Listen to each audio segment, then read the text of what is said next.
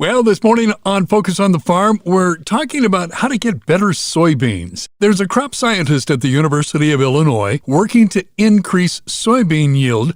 His goal is to increase yields dramatically. His words. Connor Sybil says he loves pushing that envelope. I think soybean has untapped potential and there's a lot more bushels to be gained. But one of the challenges when we talk about high yield is that usually means higher inputs and more inputs, and that then has higher costs associated. And in today's markets and such, we're looking to maybe reduce our costs and inputs to make sure that profitability stays high as well. It's not just how many bushels per acre, it's how many dollars profit per acre at the same time. The university researcher says 4 things come to mind when considering how to manage soybean inputs for profitability. The first is mechanical. He insists that farmers need to have the planter and the combine set to optimize operations. Things like seed spacing and depth at planting, as well as setting the combine each time it enters a new field. That's just the easiest way to capture as much yield, and there's no additional cost asked for that one. Weed and disease management. Anything in high yield doesn't help if you have something taking yield away. So we have to prioritize those inputs first, because any input you do beyond the pest management won't have any benefit if you have pests that are in the way. Seeding rates and variety selection, that bag of seeds pretty much cost the same